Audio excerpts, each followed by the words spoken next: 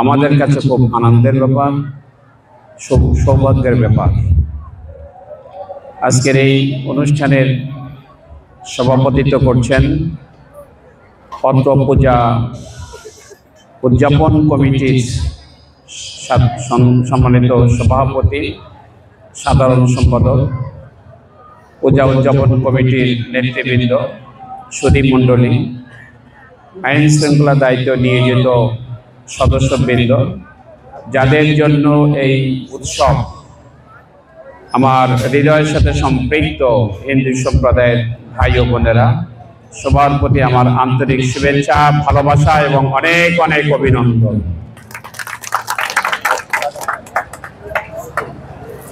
প্রথম কথা বলতে চাই, আমি 3 দিন ব্যাপী পাইকগাছা এবং কয়রার অনেকগুলো মন্দিরে যাওয়ার সুযোগ হয়েছে। পাইকগাছার প্রত্যন্ত অঞ্চল দেলৌটি, লোহাতা, কপিলমণি, হরিডালি, গদাইপুর সহ পৌরসভার বড় প্রোগ্রাম, পৌরসভার যেটা কেন্দ্রীয় পূজা মণ্ডপ আছে পাইকগাছা পৌরসভার, সেখানে পূজা মণ্ডপ, কেন্দ্রীয় পূজা মণ্ডপ ওইটাকে বলা হয়, শহরের উপরে, সেখানে ছিলাম। তারপরে আপনারা দেখেছেন যে মাছ কাটা আছে, পাইকগাছা ঢুকতে বড় একটা মন্দির আছে আমাদের মণি সিংয়ের বাড়ির, ওইটা বড় পূজা মন্দির, ওখানে ছিলাম, খুবই ভালো লেগেছে। আজকে সারাদিন কয়রার জন্য আমি সময় দিয়েছি, একটু পরে আবার পাইকগাছা যেতে হবে, রাত 12টা-1টা বেজে যাবে। তো আপনাদের এখানে আসার সাথে সাথে খুবই ভালো লেগেছে যে কমিটির সম্মানিত সদস্যবৃন্দ আমাদেরকে স্বাগত জানিয়েছেন। আমরা আপনাদের কাছে অনেক কৃতজ্ঞ, খুবই ভালো লেগেছে। আমরা কেন যাচ্ছি পূজা মণ্ডপগুলোতে? এই জন্যই যাচ্ছি যে আমরা বাংলাদেশকে খুবই ভালোবাসি। এই বাংলাদেশে 4টি সম্প্রদায়ের লোক বসবাস করে, হিন্দু, বৌদ্ধ, খ্রিস্টান এবং মুসলিম। এই 4টি সম্প্রদায়ের মধ্যে যে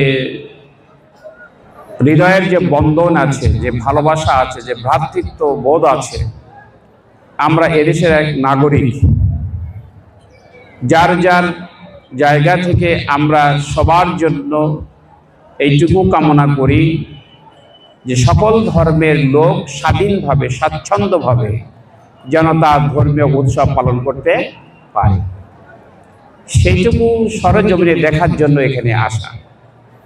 আপনারা জানেন 2024 সালে 5ই আগস্ট যখন দেশ পরিবর্তন হয়ে যায়, 8ই আগস্ট পর্যন্ত এদেশে কোনো সরকার ছিল না। অন্তর্বর্তীকালীন সরকার 8 তারিখে শপথ গ্রহণ করে। আপনারা জানেন এই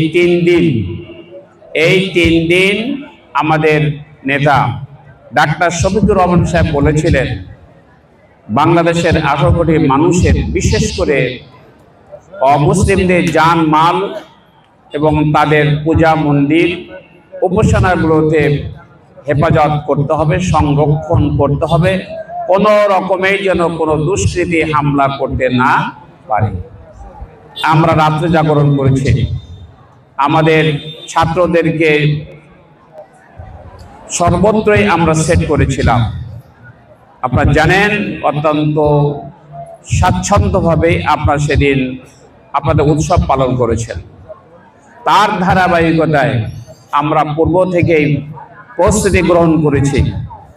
আপনাদের আশেপাশে কিন্তু আমাদের ছেলেরা আছে, আমাদের নেতা এবং কর্মীরা কিন্তু আছে। তার পাশাপাশি আমরা প্রশাসনকে বলেছি, একটু আগেই কয়রা থানার ওসির সাথে কথা বলে আসছে, তারা বলেছে আমাদের সদস্যরা আছে, মনিটরিং করতেছে, আনসার বাহিনীরা আছে, যাতে করে আমরা বাংলাদেশের নাগরিক হিসাবে আমার ধর্মীয় উৎসব স্বাচ্ছন্দ্যভাবে আমরা করতে পারি। সেই জন্য কিন্তু আজকে আমাদের এখানে আসা, খোঁজ খবর নেওয়া। এক দ্বিতীয় যে কথাটি আমি বলবো সেটা হলো এই যে আপনাদের সাথে আমাদের দূরত্ব, বিভেদ সৃষ্টি করে রাখা হয়েছিল দীর্ঘ 15টি বছর। রাজনৈতিক উদ্দেশ্য প্রণোদিত হয়ে তারা কিন্তু এই কাজগুলো করেছে, আমরা কখনোই সেটা মনে করি না। আমাদের নেতা ডাক্তার শফিক রহমান সাহেব বলেছিলেন যে মুসলিম হলো সংখ্যার দিক থেকে অনেক বেশি, 92%, 92% মুসলমান বাস করে। সেক্ষেত্রে সংখ্যা লঘু যারা, আপনারাই যারা আছেন, সবসময় যেন কেমন একটা আপনাদের সাথে আমাদের দূরত্ব সৃষ্টি করে রেখেছিল পতিত সরকার। মনে হতো, তারা বলতো হিন্দু মানে হলো নৌকা, আর হিন্দুদের উপরে সবসময় জামাত শিবির লোক আক্রমণ করত। এই অপপ্রচার কিন্তু তারা চালিয়েছে। আমরা পরিষ্কার করে বলে দিয়েছি, আমরা কখনোই, আমাদের ইতিহাসে নেই, জামাত ইসলামীর জন্ম লগ্ন থেকে এরকম কোনো ইতিহাস নেই যে অন্যায়ভাবে, শুধু হিন্দু সম্প্রদায় কেন, কোনো মানুষের উপরে অন্যায়ভাবে আঘাত করেছে, এরকম কোনো ইতিহাস নাই। হিন্দু সম্প্রদায়ের যে সমস্ত হামলা হয়েছে, জমি দখল হয়েছে, বাড়িঘর দখল হয়েছে, আমরা তো বলেছি এই রিপোর্টগুলো পেশ করে। আজও পর্যন্ত তারা ক্ষমতায় থাকা অবস্থায় তদন্ত কমিটি গঠন করা হয়েছে, কিন্তু তদন্ত কমিটির রিপোর্ট সূর্যের মুখ দেখে নাই। কোন একটা ঘটনা ঘটলে আমাদের উপরে দোষ চাপাই দেওয়া হয়েছে। এইটাই আপনাদের থেকে আমাদের দূরত্ব সৃষ্টি করার জন্য এই কাজগুলো করা হয়েছে।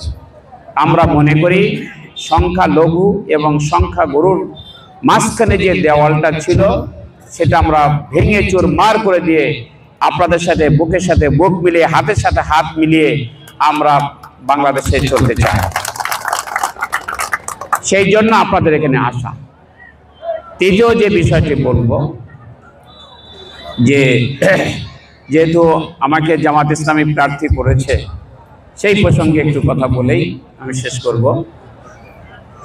বাংলাদেশে জামাত ইসলামী মনে করে অতীতের যে কোনো সময়ের তুলনায় এদেশের 18 কোটি মানুষ জামাতকে জানছে, বুঝছে এবং এদের প্রিভিয়াস রেকর্ডগুলো সামনে নিয়ে আসছে। ফিউচার কি করতে চাচ্ছে এটাও কিন্তু জনগণের কাছে পরিষ্কার করেছে জামাত ইসলামী।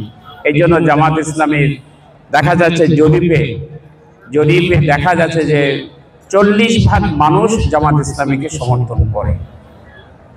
আমরা মনে করি 40% মানুষ যখন আমাদের সমর্থন করে, আমরা আর একটু গিয়ার আপ করতে পারলে দেখা যাবে যে আমরা সংখ্যা গরিষ্ঠতা অর্জন করে আমরা সরকার গঠন করতে পারবো, আশা করা যায়। আমরা সরকার গঠন করার পর আপনারা হয়তো মনে করবেন কি বলতেছেন আপনি, আপনারা কখনো সরকার গঠন করতে পারবেন না। এদেশের মানুষকে পরিষ্কার করে আমরা ধারণা এটাই দিতে চাই। কয়েকদিন আগে জরিপ হয়েছে যে সকল রাজনৈতিক দলের চেয়ে জামাত ইসলামীর শিক্ষিত হারটা অনেক বেশি। আমরা যে 300 আসনে প্রার্থী দিয়েছি তার মধ্যে 22 জন আছে ব্যারিস্টার, 16 জনের মধ্যে আছে ডাক্তার, প্রায় 18 জনের মতো হচ্ছে ইঞ্জিনিয়ার। আর আমাদের ধর্মীয় নেতা যাতে আলেম ওলামা বলা হয় তার সংখ্যা হলো 150। অধ্যাপনা করছেন তার সংখ্যা আরো বেশি। অতএব শিক্ষিত মানুষের সংগঠন হলো জামাত ইসলামী। এই জামাত ইসলামী ইতিমধ্যে সরকার গঠনের জন্য যে ধরনের প্রসেস করা দরকার সেটা আমরা করে ফেলেছি। কে কোন মন্ত্রণালয় পাবে আমরা খসড়া তৈরি করে ফেলেছি। আল্লাহ তাআলা এবং সৃষ্টিকর্তা যদি আমাদের এই বাংলাদেশের দায়িত্ব যদি আমাদের দেয়, তাহলে আমরা প্রথম যে কাজটি করব, মানুষের যে 5টি মৌলিক চাহিদা আছে, অধিকার আছে, দীর্ঘদিন ধরে শুধু নয় 54 বছর ইতিহাসে সেই অধিকার আমরা ফিরে পাইনি। অন্ন, বস্ত্র, বাসস্থান, চিকিৎসা এবং শিক্ষা।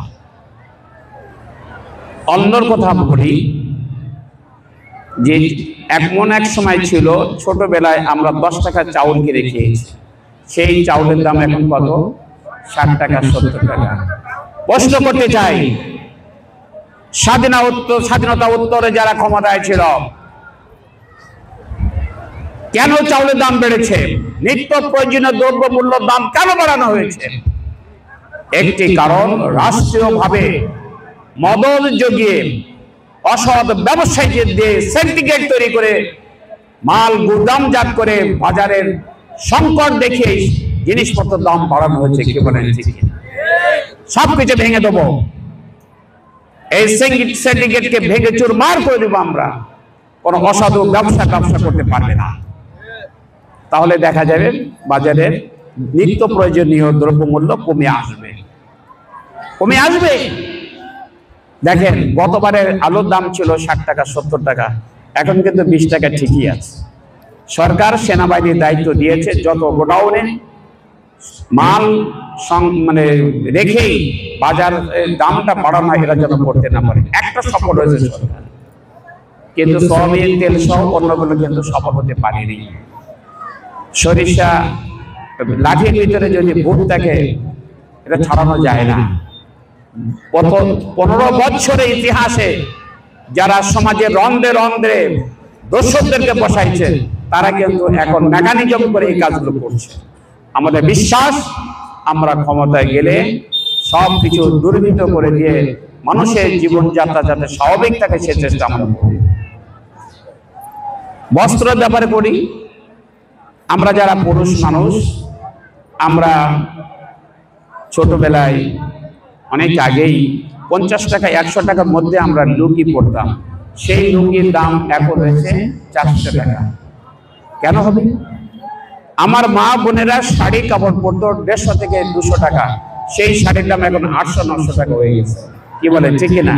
প্রতিটা জিনিসের ব্যবহৃত প্রত্যেক জিনিসগুলোর দাম আকাশচুম্বী হয়ে গেছে। একই কারণ।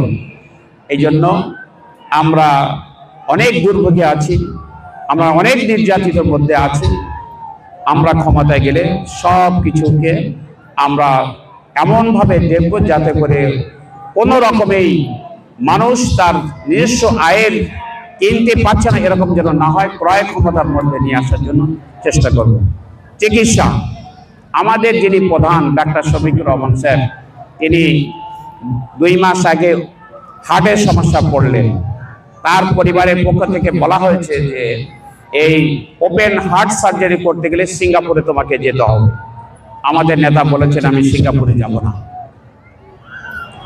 18 কোটি মানুষের কাছে ভুল মেসেজ যাবে যে আমার এদেশে চিকিৎসা ব্যবস্থা ভালো নয়, আমি কেন সিঙ্গাপুরে যাব?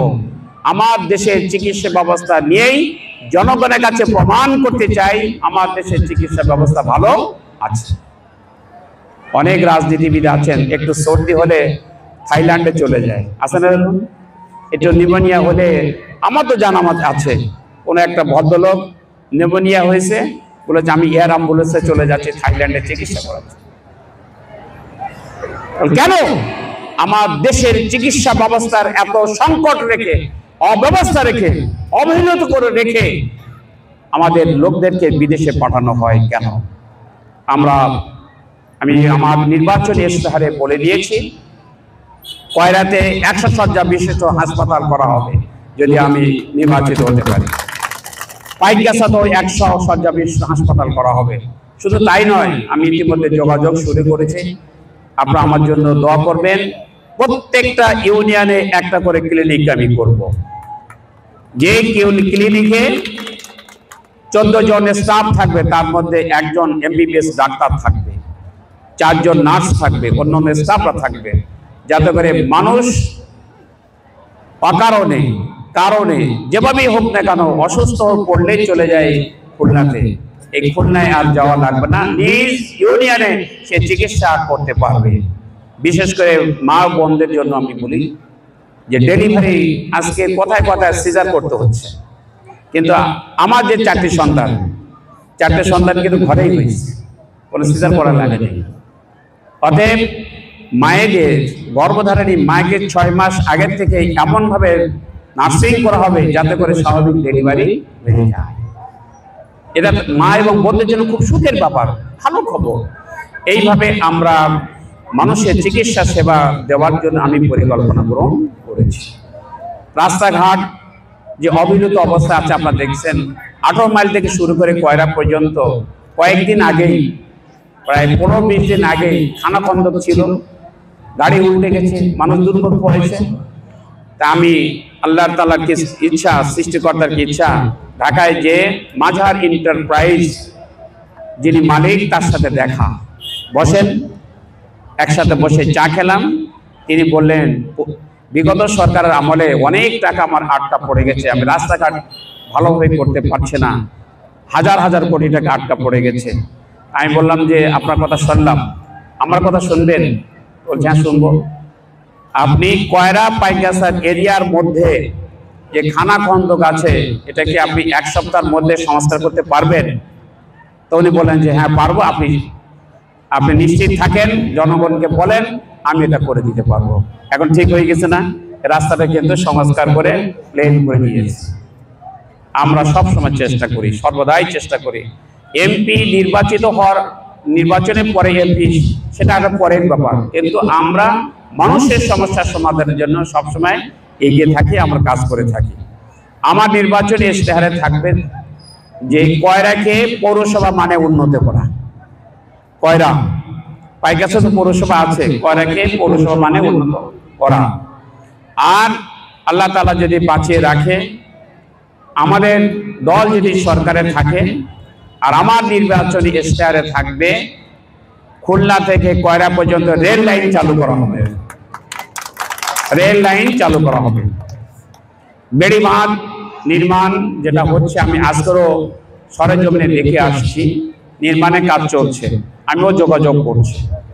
আশা করি এর সময় সাপেক্ষের ব্যাপার, এবং বেড়িবাঁধ নির্মাণ হবে। প্রত্যেক বছরে বর্ষাকালে যে দুর্ভোগ মানুষের পোহাইতে হয়, এটা আর পোহানো লাগবে না আশা করি। যদি আমরা দুর্নীতি রোধ করতে পারি, সৎ লোক যদি আমরা সেট করতে পারি, তাহলে এই পরিস্থিতির শিকার আর হতে হবে না। এছাড়া শিক্ষা প্রতিষ্ঠানের অবকাঠামো, ছোট ছোট রাস্তাগুলো যে অব্যবস্থাগুলো আছে সেগুলোর প্রতি আমাদের নজর আছে। আমি